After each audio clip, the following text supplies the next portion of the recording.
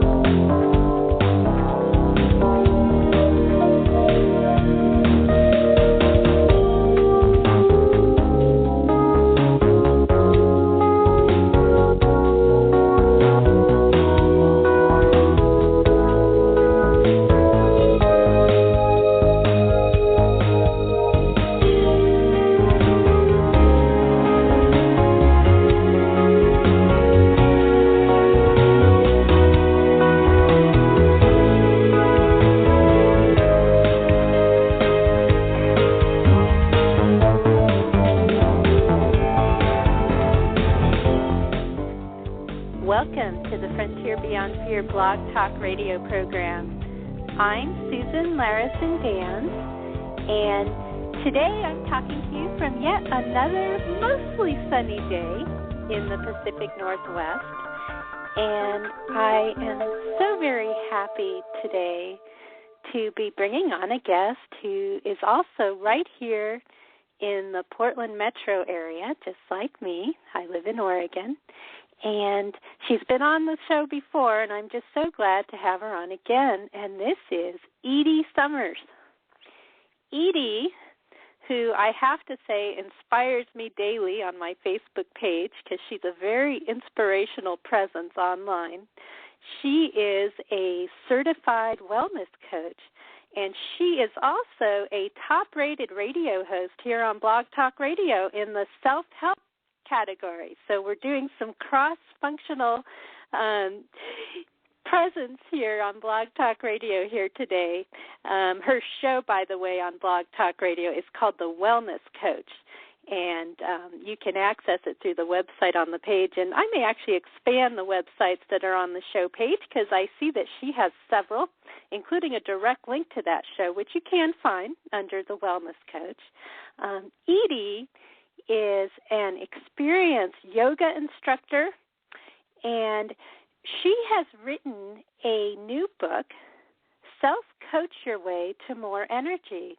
This is an ebook which is kind of a preview of her upcoming major book project that I know she's been working on for quite a while, and many of us are eagerly anticipating her book, The Memory of Health, My Journey Through Chronic Fatigue, Chronic Illness, and Back. And that book will be out later this year.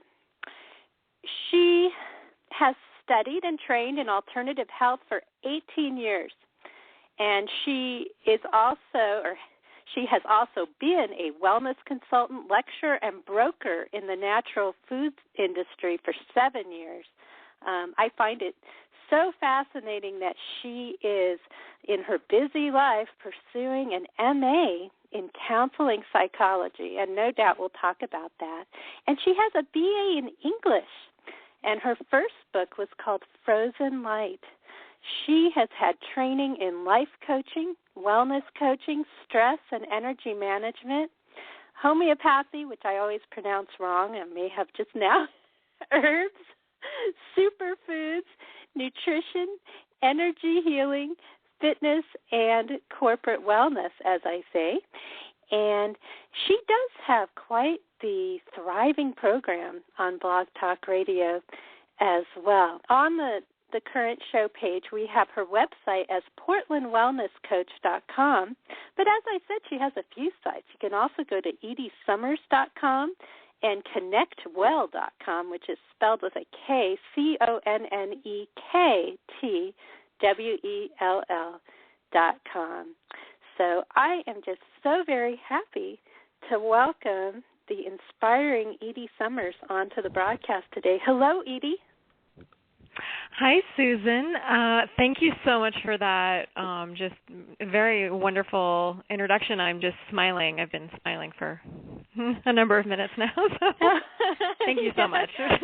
My introduction. It's very lovely. I have a tendency to mix spontaneity and what I've written down in my introductions, and so I always enjoy talking for a while about the wonderful people coming on my show, and I'm just so happy to have you here today, Edie. I'm glad you're smiling. That's a good place to be. Well, I thought that was just extremely lovely, and I'm taking notes because I really liked the way that you did that. So I'm going to employ some of that as well. Thank you.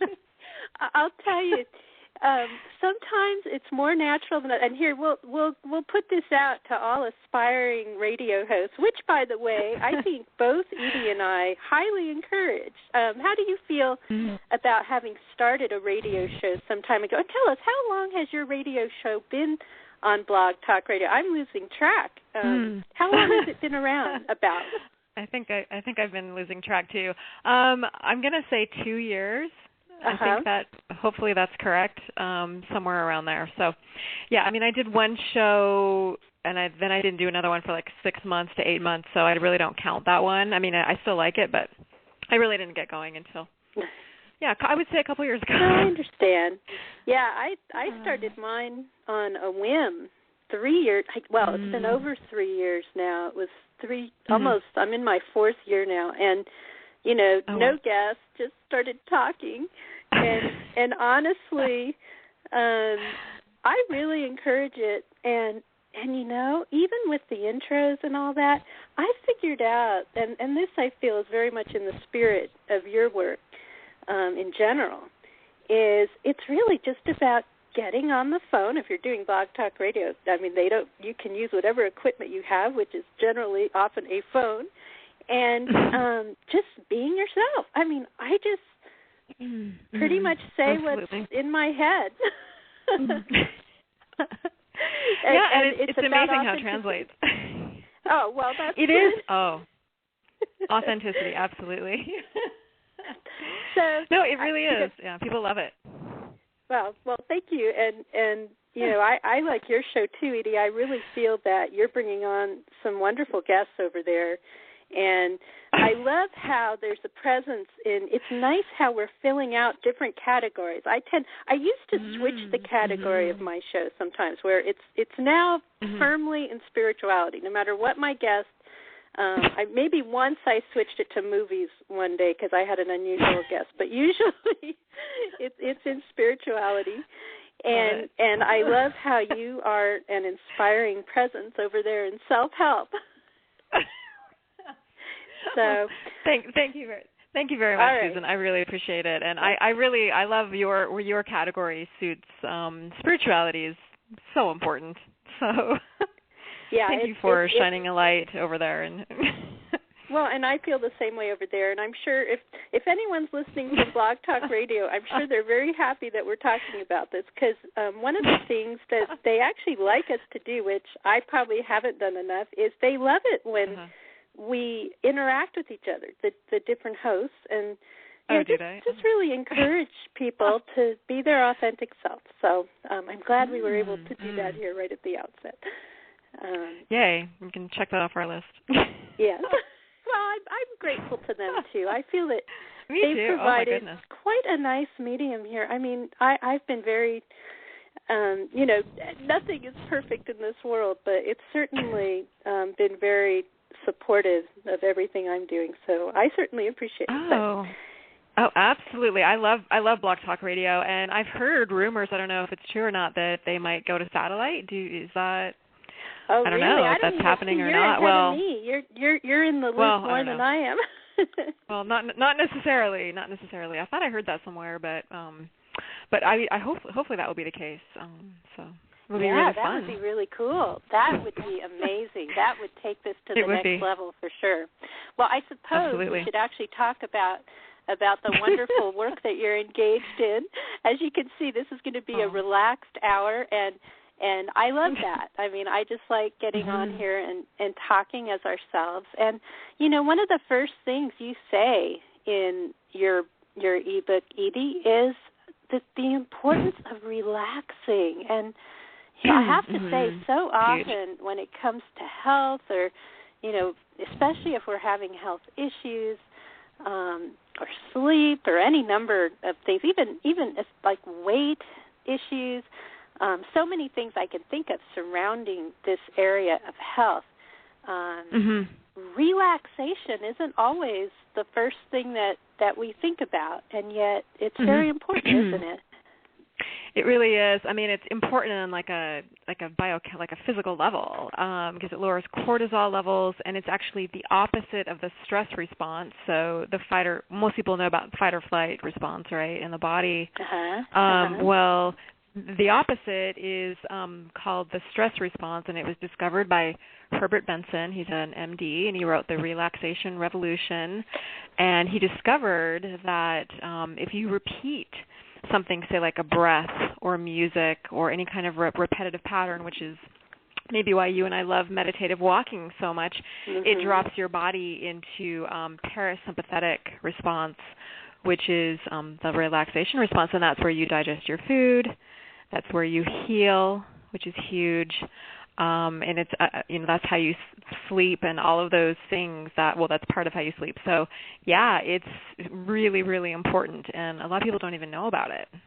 So how does this concept of mindfulness relate to relaxation? Because I know you talk a lot about mindfulness, and we hear that term a lot.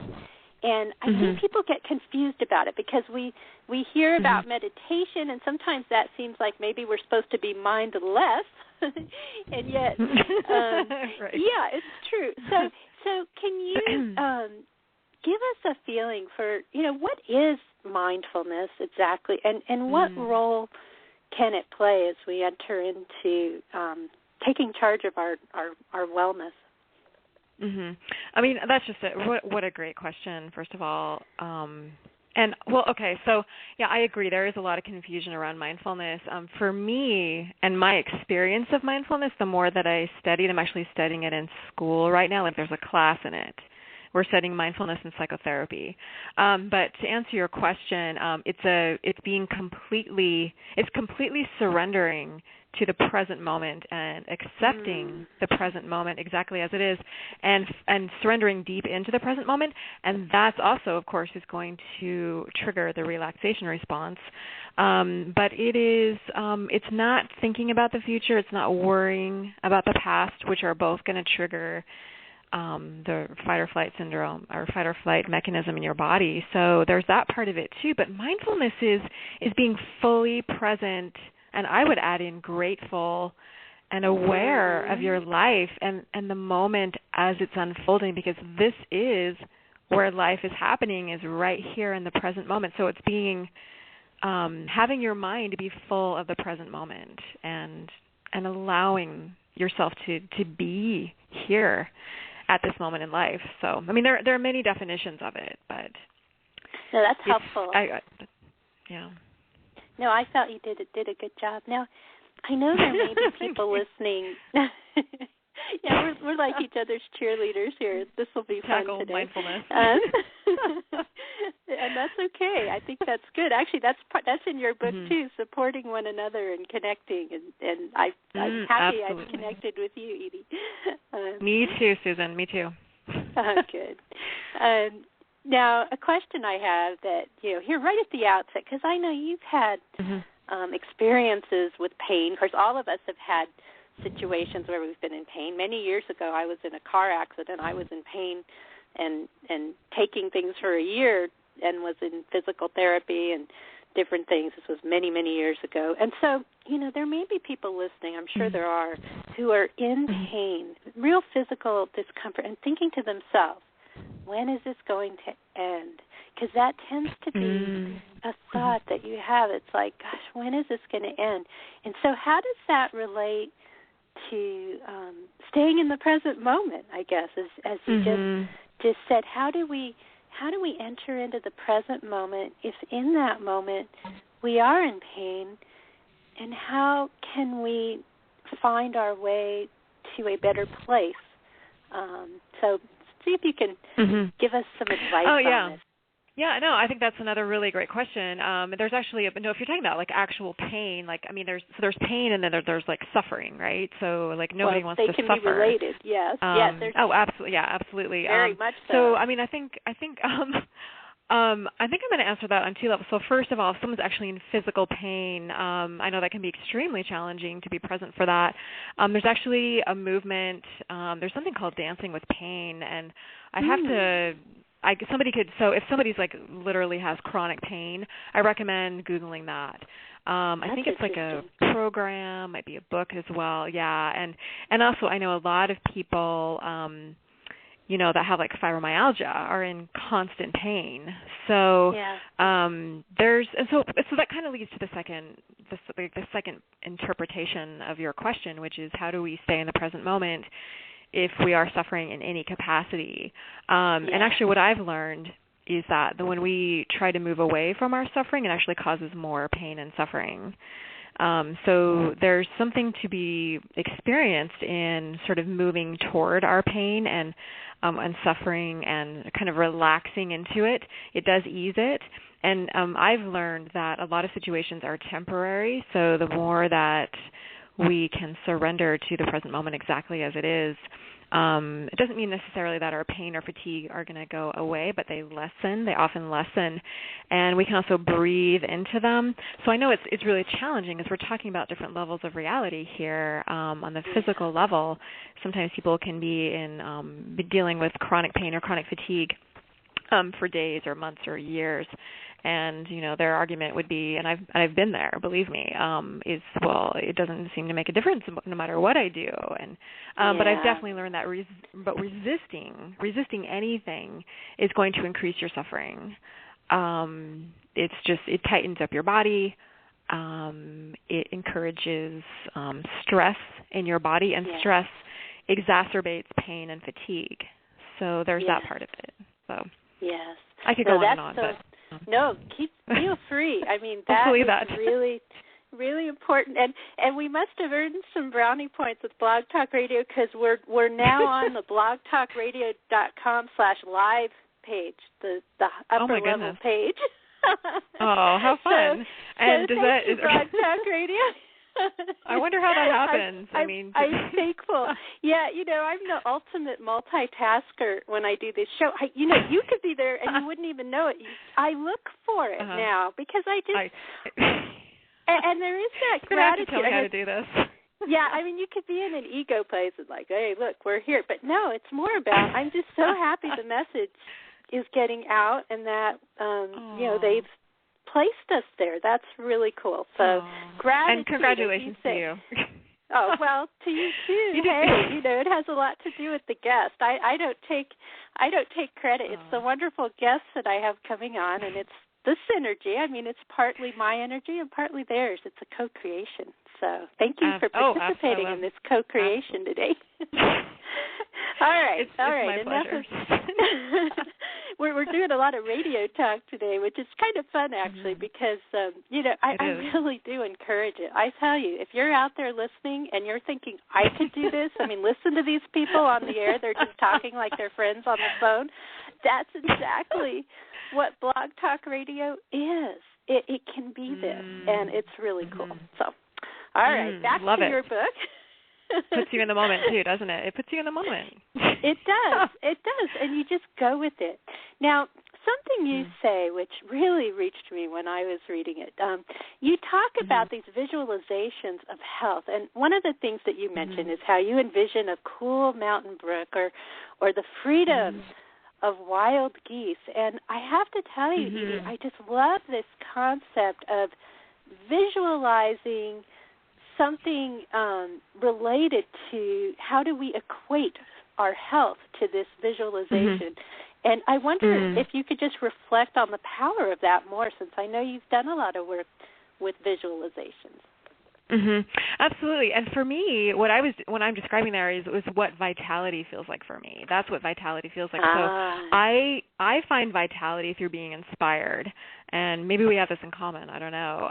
But everybody's a little bit different. But for me, those metaphors, well, they're actually experiences. I'm actually talking about, I mean, here in Oregon, we have these wild geese. Like, they fly. Yes. Just these amazing flocks that just fly everywhere. And my heart just soars whenever I see them, and I feel better. And I'm like, wait a second, this is what well-being feels like for me. Yeah. And it is, and when we can harness that feeling in any capacity in our lives, whether it's through visualization, through metaphors, through direct experience days, through yoga, and focus and follow those feelings and those images and those visualizations, we can begin to harness our well-being, and it's really about staying on that track. Because we can go either one direction toward well-being, or we can go the other direction toward obviously not feeling as good. So yes. I don't know if that answers your question, but no, another it does. metaphor. Well, okay. No, keep going. I also metaphor. Feel free. Well, the other one that I really like is, for me, describing that when you know that you're headed toward well-being, it's kind of like that feeling, and we're coming into, it's the perfect timing that we're talking about this right now, because we're heading into spring, right? Yeah. So, like when you start to see like the buds coming out on the trees, and those early spring shoots that are coming up and reaching for the sun. I mean, now these are metaphors, and they're also like, these are real things that happen. Like, that's the feeling of well-being. And this might sound like, to somebody who's really not feeling well, and even like dealing with a chronic condition, it's very easy, I think, to think like, well, that's great for other people, but that can't happen for me. But it's not true. Like, we all have that capacity within us to, we all have the blueprint for well-being inside of us. So. Yes, and that helps with just the trust part too, because I know you talk about trust as well. Is that just to know that we have this capacity, and I think that somehow we have to experience it. And I'm happy to put in a couple of things that have been going on with me. For example, is I know that, we all go through challenges in our lives, and I had some challenges last fall, and I hit it quite well on the show. I think, I don't know, maybe I talked about it a little bit, but, just some emotionally challenging times I went through around early November, and I ended up walking in a new place, a beautiful place, and it was so beautiful. I found myself walking 2 to 3 miles, and Edie witnesses where every day I would post about my what I was seeing and the pictures. I think I ended up going for 49 days. It just worked out. I was leaving town right after I didn't quite make it to 50, but that's okay. And who's counting? And it was so amazing. I mean, the healing presence. And suddenly, fitness, which for me had been somewhat of a chore, even walking my dog, who is older and can't really walk as well. I wasn't allowed to bring my dog to this place. They didn't allow dogs on this trail. And although, that then led to even a little more exercise, because I would walk my dog separately at times, but she couldn't walk as far. But anyway, I couldn't quite imagine what it would be like to discover a place that I loved so very much to walk, that it was just a joy. And I didn't even think, one day I was like, my God, I'm walking 2 miles. I mean, the regular trail was almost 2 miles, and it's effortless. And it was, I got to thinking, maybe they're wrong. Maybe it really isn't 2 miles, and maybe it's really not 2 miles, because it doesn't feel like 2 miles. But then I started to think about it one day as I was walking, and I thought, this really is pretty far, but I don't think about it as far, because I was in the moment. When I walked the trail, I'm in the moment of the beautiful place, and there are geese overhead, and there's actually a babbling brook, and whether in the rain or whatever. So anyway, now I'm going on and on, but it just it changed everything for me. It opened the door to yoga, and in fact, I hope that we can talk about that too, because I had a lot of chants around yoga, and I think that a lot of people do. They think to themselves, I could never do yoga. I'm not flexible enough. or, you know, you have to be ultra skinny to do yoga or whatever. You could have all kinds of, I'm not coordinated. I mean, there's a part of your book, Edie, where you talk about focusing on what you can do and not what you can't do. And when I read that, I thought about yoga and me, how in my head, I just thought to myself, I can't do yoga. I've always been a klutz. I was never good in gymnastics in school when I was a kid. You know, it would be embarrassing to do yoga. I had all these reasons why I was afraid to do yoga, and now I love it. I love it, love it, love it. Oh. So anyway, after going on and on, I'm going to let you reflect on this business of what we can do and opening ourselves up. Well, I would love to reflect on that, but first I want to reflect on just I kind of feel like you had your on Walden Pond moment there. Yes. Which was really amazing. I mean, we're talking about you were literally posting every day and taking pictures of you walking in this nature park, and you had these beautiful, you know, you were taking pictures and also saying beautiful sayings about what you were doing, and you were having, like you said, you were deep in the moment, and it was so amazing to witness because I could feel it. I was right there with you. And I love to walk in the nature park myself, and for me it's just pure meditation, and it's also, but I love how you mentioned the word effortless, because that is what well-being really is. It's when you reach cruising altitude, and then you're just cruising, and everything is flowing.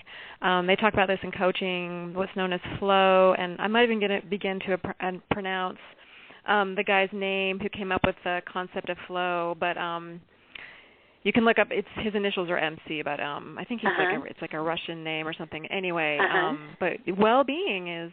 I really experienced that you were there in that flow, so I just want to thank you for that. And then also for posting that, and then also the whole yoga thing. I mean, when you talk about, you were saying to answer your question, when you were talking about, like, you literally had it in your head that I can't do yoga. That's right. And And isn't it, I mean, what we tell ourselves is pretty powerful. And I have to tell you, though, that Susan, that quote came from, I believe her name is Rachel Friedman. If you remember her, some people might remember her in the news. I believe she became paralyzed because I think she was at her bachelorette party, and she jumped into the pool. Yes, that's we who all it heard is. about that in the and news. She became paralyzed. Yes, yes. Oh, so then, yes. And then she became like an advocate for, like, well, look, I might be paralyzed now, but that's not going to stop me, and it doesn't define who I am. And she's the one who I directly asked her if I could use that quote, and she says, focus on what you can do and not what you can't do, because this is literally what happens in your life, is what you tell yourself you can or can't do. So ultimately, that, to answer your question, it does come down to mindset. Our minds are incredibly powerful. And I used to think the same thing about yoga. I've only been doing yoga, like, really hardcore for like 2 years. Wow. So and I used to didn't think I could do it either. I didn't think I had the flexibility for it, and I thought I had old injuries from dance, like with my knees, and so I told myself I couldn't do it. And what if I had never discovered it? I mean, there's like this whole other universe that now exists for me in terms of health and well-being, not to mention community, because of yoga. So anyone can do yoga. Yoga is not meant for certain types of bodies or people. It's a way to experience union between your mind and your body. That's the purpose of it. So yes, and I'll tell you what finally got me. Well, first of all, I mean, this whole the experience of walking in the nature park and emerging from what was kind of a dark night of the soul in a way. I mean, some of it, just an emotional time in my life, reacting to some things that were difficult, and it was a kind of breaking open for me. That emergence opened me up to listen more. And I'll tell you, finally, the yoga teacher that I chose, first of all, this place just showed up in my town because they had a fire in another town at their normal facility. And so I noticed this new place opening up, and I thought, wonder what this is. And then they had, I think it was an article in the paper, I thought, well, the teacher talked about how she works with people of all types that have disabilities, that she loves working with older people, and, that it was her goal to introduce yoga to all kinds of people. And I finally felt, well, gosh, if she can work with someone who, and it listed people with different injuries and things that she'd work, and I just thought, if they can do this, if I can work with this teacher, I can go to this teacher. So I just did a sample class, which was actually based on relaxation, and it didn't sound threatening to me at all. It was supposed to be all about relaxing. I thought I can go to a relaxing class, and I did, and I loved it. The very first class, and she even kind of told us at the class, now if you come to the regular class, it's more active. There was a little more activity in the regular. But, I still wasn't afraid. I thought, well, you know what, I'm walking so much, I must be getting stronger, and I was feeling stronger. And so it was a process. And I think somewhere also in your book, you talked about these little steps. Sometimes we can take big steps too, but, it's these little steps. It seems like I'm constantly fooled into things. Like it was almost a trick of nature that I started walking 2 miles. I mean, it really was. I mean, if someone had said, you're going to walk this trail, and, sometimes longer, I would have said, oh, that's just too far. I don't know if I can do that. Or maybe I don't want to walk on my own that far because, you're always waiting for someone to go with you. It turns out there are plenty of people who walk these trails on their own, and I encounter people on the trail. I feel safe. There's there are people who even monitor the trail. And so anyway, but I had those issues. It's all about how do you work through your fear. Yeah. And once I emerged on the other end, it just opened me up to all kinds of things, and it was the little steps that ended up being a pretty big step, actually. Love it, and I also have to say that when you do surrender to life, and also to what is like like your whole theme is what's beyond fear, right? Like what lies beyond fear. So when we surrender to those, our feelings, as opposed to trying to run away from them, that's when the world opens up, like you just said. And I also want to clarify, I think there might be some people listening who are dealing with some pretty serious chronic conditions like chronic fatigue syndrome, or fibromyalgia, or myalgic encephalitis, or lupus, or things like that. And some people feel like, or they've been there. I've been there myself. I was in bed for 6 months, and I really couldn't move. And sometimes people say, well, exercise makes me feel worse. And that can be true because it can trigger the fight or flight. But what's beautiful about yoga, and especially it sounds like you are doing a really mellow class, there are different levels of classes too, is that you can do something that's super, super, super mellow that's going to keep you in, again, the relaxation response, so it doesn't trigger the stress response in your body and trigger all of those, because a lot of times if you build up lactic acid and adrenaline and cortisol, you might feel worse afterwards if your body's in a really delicate state. But your body does get stronger. I wish I could emphasize this enough. There's so many reasons to try, like these mind-body fitness exercises like yoga and qigong and tai chi, and I would actually throw in meditative walking in there too. You can go at your own pace. It's all about pacing, and then your body will inevitably get stronger and improve the signals between your brain and your muscles. And your brain and your endocrine system and your digestive system and your immune system, everything is connected. So it all responds to anything that you do. So. Yes, and I, having been there, even years ago when I had that car accident, and sometimes it's emotional too. I've been through times in my life where I was depressed and you don't want to get up, and you're usually not eating well in those situations. And, I think it seems like it's counterintuitive at first, but just getting out and doing some sort of physical activity it can help. But there can be times, I mean, even now, like I might push myself a little hard in yoga, maybe more than I should have, and then I realize, oh, I kind of pushed that. My back's bugging me now or whatever. And I think there's another part that you reflect upon is, how do we listen to our bodies? Listen to the symptoms and listen to the signals. It seems like there's an art of balancing to know this is too far and this is just pushing myself just enough. And it seems to be a learning process for us all. Yeah, I'm so glad you said that, and that's where mindfulness comes in. So our body runs on these exquisite feedback loops of energy and signals. It took me forever to understand this and figure it out. And so once I have understood this is where, so the gap in between where we feel good and don't feel good is mindfulness. So, so absolutely it is. Mindfulness is paying attention to what is my body truly asking of me? Is it asking that I slow down in order to gain more energy, or is it asking that I take a risk and maybe even just sit by the window to get more sun, because that's going to inform my body with more vitamin D and improve my energy levels? This is where mindfulness is so crucial, because it is the way that we can check in with our bodies and find out what our body is actually asking of us and trying to communicate to us through its symptoms, essentially. Yes.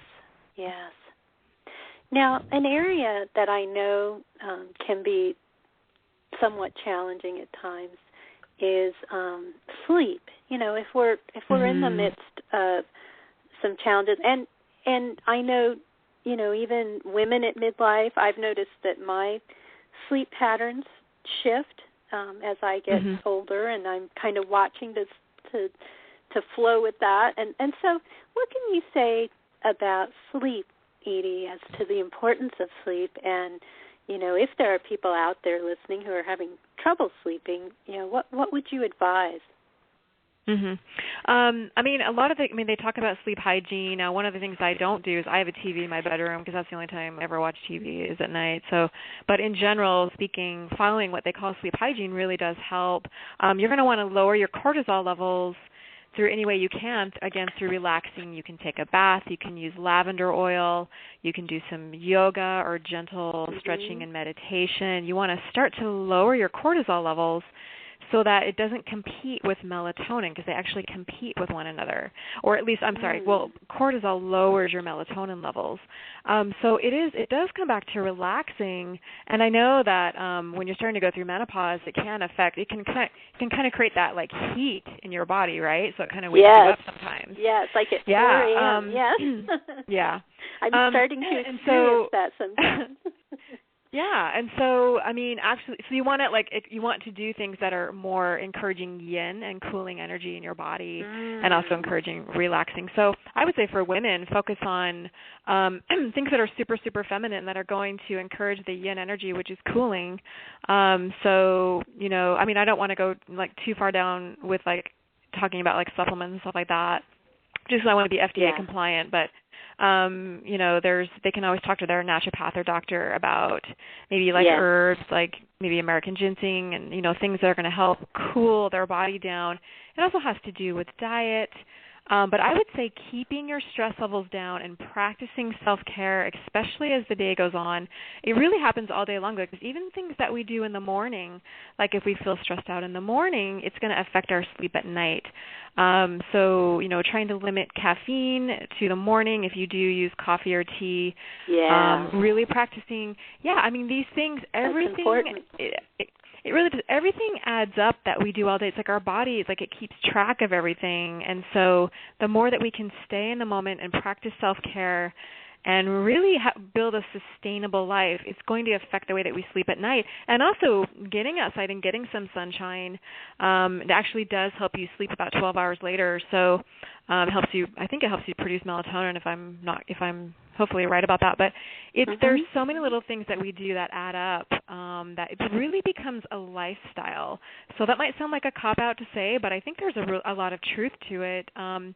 It comes down to self-care, honestly, and stress management. So it's going to affect the quality of sleep for sure.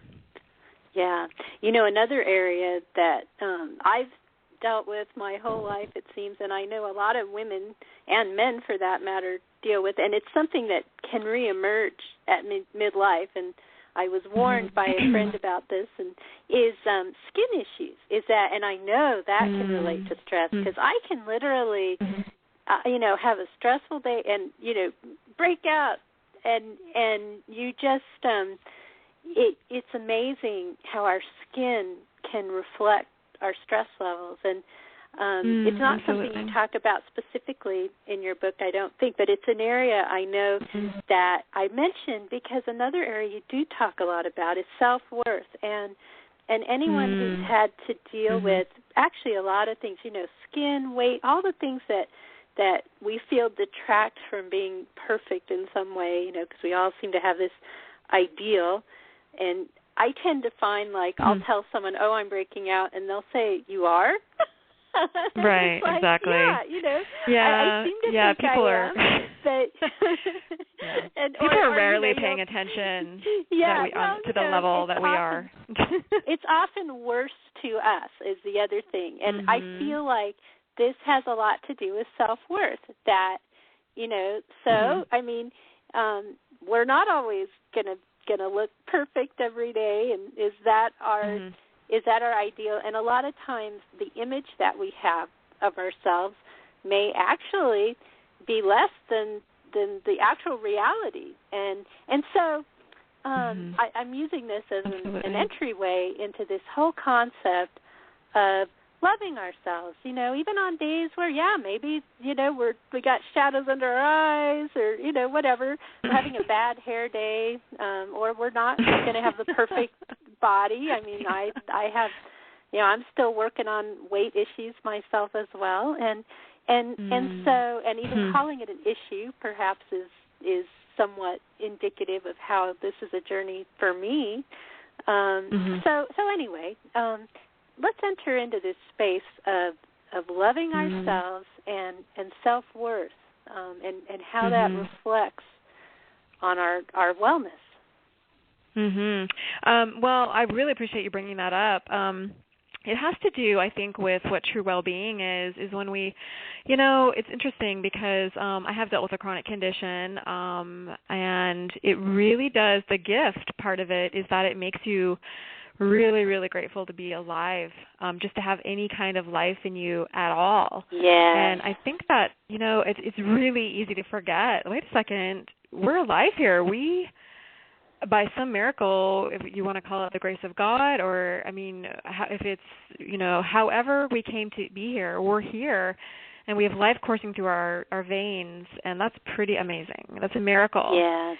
And I think a lot of us don't equate our health with self-worth, and I believe they're actually intimately connected.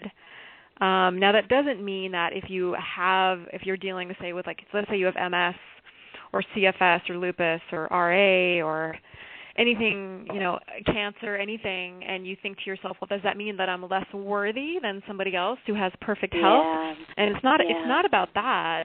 It's about acknowledging the fact that you have life at all. And for most of us, most conditions can be improved upon, and just because we don't have perfect weight or perfect health doesn't mean that we can't appreciate being alive. And for me, valuing the ability that we have to even have life in us is much more important than, sort of if we're perfect or not, if we have perfect weight or perfect health. It's about appreciating being alive in the first place. And to me, that has a lot to do with vitality. So, that's a huge topic, but it's definitely something that I'm much more grateful. Now, I don't think about can I be skinny? It's more about how strong can I become? Yoga makes me really strong. I probably literally gained 9 pounds of muscle since I've been doing yoga. Now it makes you leaner. So you might appear lean, but you're actually way more. But having muscle is really important. And now it's more about, like, what can my body do? Like, and being grateful, which is part of mindfulness. It's a huge part of it, is how can I be grateful for everything that my body does for me? It's my vehicle. It allows me to see this world. It allows me to love myself and other people. You know, I get to have experiences. I mean, I get to be here. So, you know, I don't want to, you know, I could go on forever on that subject, but I think a lot of us, there's a disconnect between feeling worthy and also realizing that, you know, that's really what a lot of well-being is like realizing the value of your own health, but also more importantly, the value of your own life. So There's my little soapbox for the day. Well, you know, I really appreciate this. And, you know, if I can, an experience that I had recently, whenever I go to LA to do a talk, I feel so conscious because, you know, some of the women in LA are like the impossible ideal because they practically starve themselves to get that way. And not the irony of it is, no, not everybody's like that. But in your head, you may think that. And so, you know, before I went out there, I was thinking, gosh, you know, what do I wear?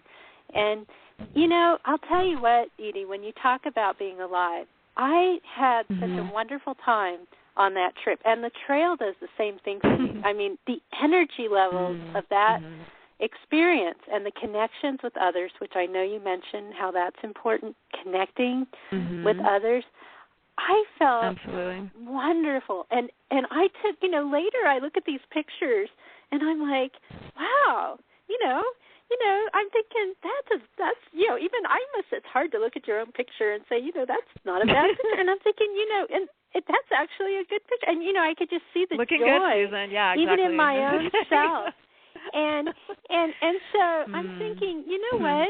You need to stop being down on yourself. I mean, you know, it's back to this self-worth thing.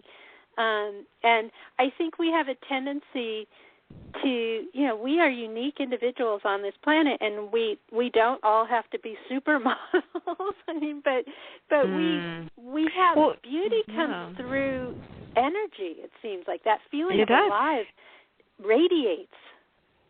Yeah, it's about being radiant, not thin. Right. The whole it is. Yeah, it's about being energetic and vital and full of life, and strong and powerful. Not being so thin that you don't have enough energy to be yourself. Yes. And it's a whole different mindset. And the more I think that any of us can allow ourselves to be who we are and follow our own path, the superficial world of looking a certain way begins to not even be on the radar anymore. I really, really feel like that way of being in the world is slowly starting to disintegrate. Yeah. Plastic surgery is unfortunately still happening, and I'm not knocking, like, some people have to have plastic surgery, and it's always someone's choice, but there is this alarming trend of people sort of trying to look like one another or something, or trying to look like the ideal. And I find that very disturbing. But at the same time, I think that, you know, I think we are coming full circle, and I love how you mentioned authenticity. I think it's starting to come around again. I feel it in people, I see it in people, and that is absolutely a path to well-being. Is just, you know, we all have so much in us, and we have what I call like an energetic signature. Each and every one of us has our own unique energetic signature that nobody else has. So, and that's what's going to make you thrive too and feel your best, is when you, whatever your best version of feeling your best is for you, whether or not you have a chronic condition, is when you allow yourself to tap into your signature and just be your authentic self, and then you get to ride that wave. So, which no one else can ride but you. Yeah. And that's so important. I feel like, No, go ahead. Well, I almost forgot about the whole LA and you know, blonde, thin model thing. I almost forgot about it. You know? But go ahead. What were you going to say? Well, and it's funny. It's something you kind of hold in your head. And part of it, too, has to do with not to react, because there can be people who are very focused on those things, although not as much in the spiritual community. But there can be judgment out there, people who have this certain ideal in their head. But, you know, more and more, I'm beginning to notice, like at award ceremonies, you see women of all shapes and sizes, and they look beautiful. I mean, there are singers who, you know, actually I would love it if the, you know, the 60s ideal before Twiggy came a little bit more in. I mean, you can be, I'm beginning to realize there's kind of a misconception. I'm feeling more and more healthy, and actually I am noticing, not so much on the scale, but with my clothes, the more I walk and wanting to eat better, I'm noticing differences now. It's taken a little while, and you can, if you're waiting for it and getting impatient, which I used to have a physical trainer or personal trainer, and it was really frustrating. That didn't work, but just the naturalness of it. And, you know, I don't want to let you hear this show is just flying by because we're both talking so much, which is fun. But nutrition, I mean, I'm finding important. We must talk about nutrition. It's still a journey for me. And, you know, another thing I wanted to ask you is, you know, if people are on a budget, you know, how do they eat better, given that that's such an important focus? What does it mean to eat in a sustaining way? How can we really support our bodies?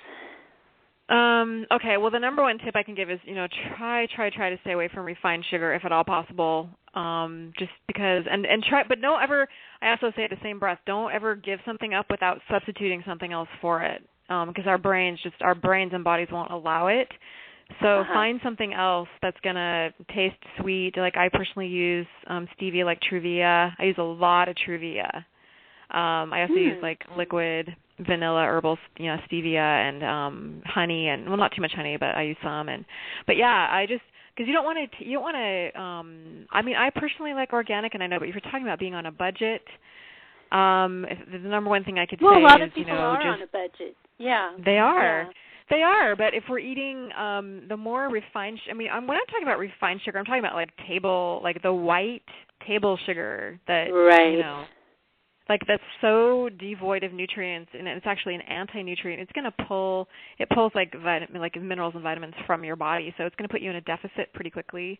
And especially people that are becoming more active, you talked about how your body started to naturally ask for better food, and you started losing weight naturally just over time, over a gradual period of time. And when you start to exercise, and especially when you're building muscle, like you are with yoga, your muscles are going to say, hey, feed me well, because they need the nutrition to build. And so your body naturally starts asking you for what it needs.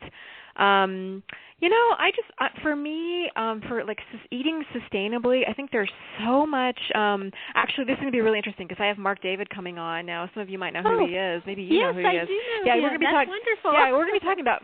Yeah, we're talking about food psychology, which is pretty much what you and I are. We kind of started with that because Mark also talks about the relaxation response in terms of eating. But we have so much energy, talk about energy around eating and food. And it's like, well, should I do this? Should I not do that? What should I do? Like, I love food, but there's so many things. Like, we really torture ourselves with food. And I think everyone is so different. You have to listen to your body and give it what it's asking for, and actually, but enjoy your food. I think we're way, way too concerned about. It's much more like Mark will say this probably, is that the more you can eat in a relaxed state, you're going to digest your food so much better that it makes it easier to eat what you want anyway. The only one thing I always say is try to find other ways beyond refined sugar, because at least that's what, for me, that's kind of like my Achilles heel. Because every single time, like if I run into it, say at a party or just if I forget and I have something that has it in it, every single time I get symptoms.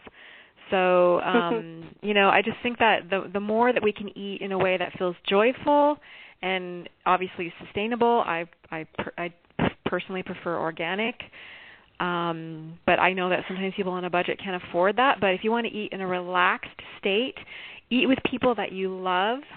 That's also going to help you digest your food better.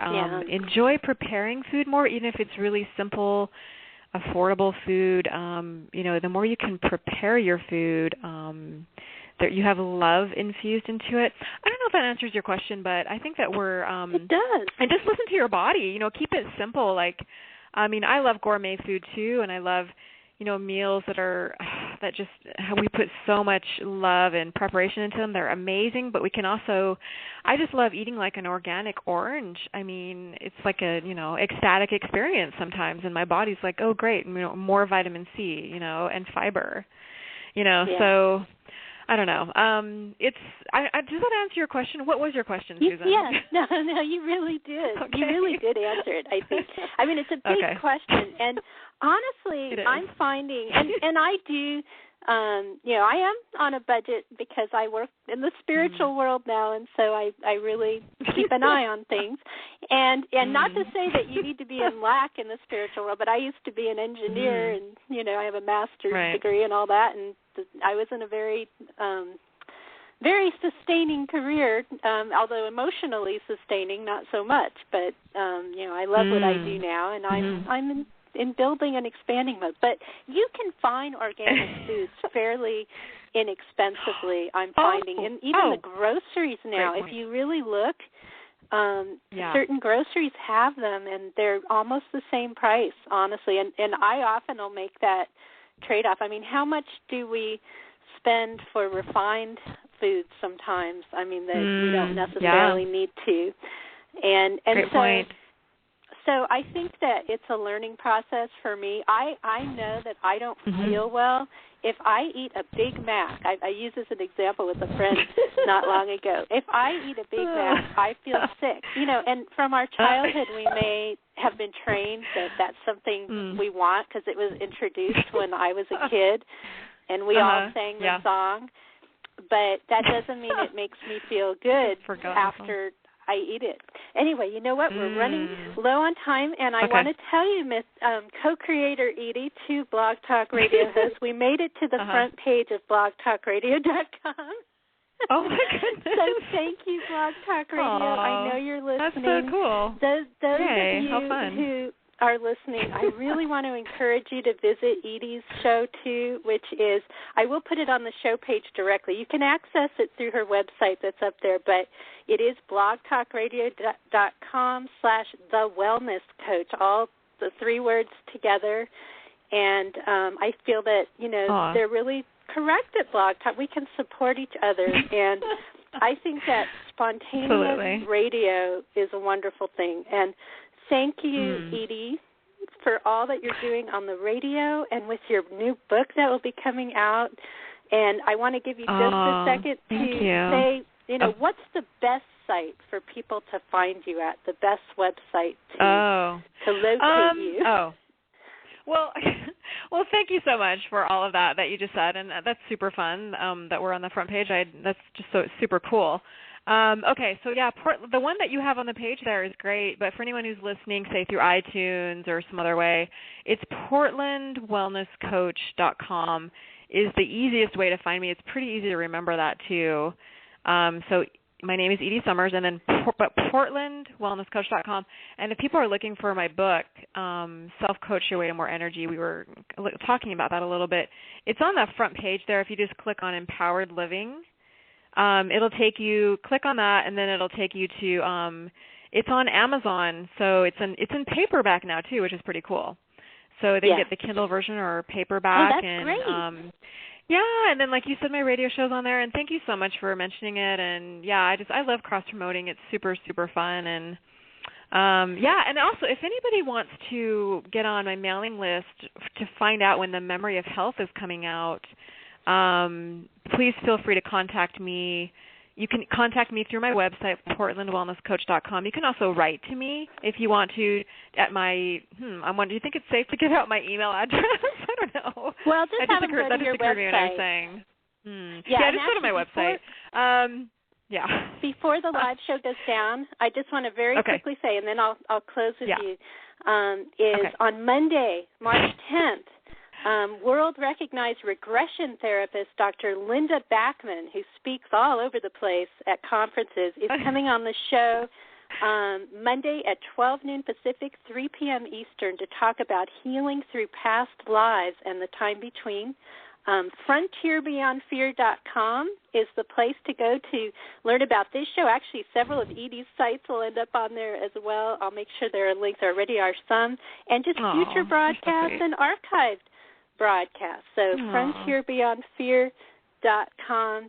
And I welcome you there, and in a real space of gratitude for you, Edie, and for the wonderful community around this show. So, and we'll close in the podcast here. Okay. Well, thank you so much for having me on. And it was just a joy to talk with you as always. So I'll see you online. Yeah, and I felt much in the person, same way, Edie.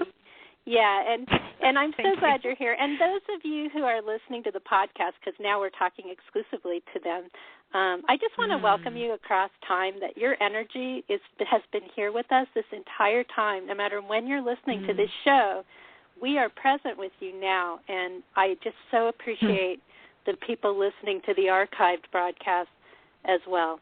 So, and I appreciate you, Edie. Thank you for all that you're doing in the world, and I think it's really exciting with all this work that you're doing and getting your counseling degree as well in counseling psychology. There's just so many ways that you're bringing your light into the world. So thank you, and thank you for coming on the show. Thank you, and right back at you, sister. So I will. Right. I'll see you on Facebook, and I will hopefully see you in person at some point too. Well, I hope so. Thanks for having me on. I hope so. Thank you so much. You take care. Enjoy the partial sun out there. It's looking pretty nice out today. So thanks so much. Thank you. You too. Take care. Thanks. Take care. Okay, you have a great day. Now, just a couple more show notes before I take the show down. Just, again, FrontierBeyondFear.com is the place to go. This is a listener-supported show.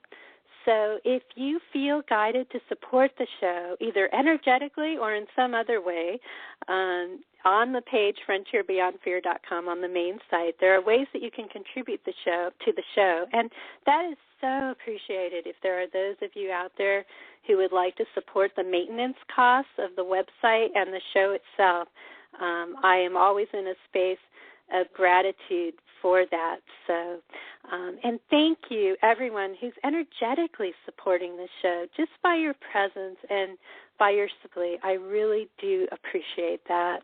And so I hope all of you, whenever this show finds you, I hope you have a wonderful day or evening, and I hope you do begin to discover these paths to wellness are way more accessible than sometimes we think. And believe me, I've had my share of bad habits, and I'm coming to love myself where I am. You know, I don't even need to judge those habits because I'm feeling the change in me. I can feel that my body is speaking now, and it all started with allowing myself to be in nature more. That really made a difference. And, you know, just opening up to spirit. And I think you'll find that it will become natural, that you will just automatically start looking for more healthy things in your life. And that love for ourselves comes through as well. And for all of us, that is a journey. And I feel that it's growing for me as well. And so I just want to encourage all of you that you are worth it, and you know, you are a unique individual. No matter where you find yourself on your path, you are worthy of love, and I appreciate all of you. So take care. Have a wonderful day.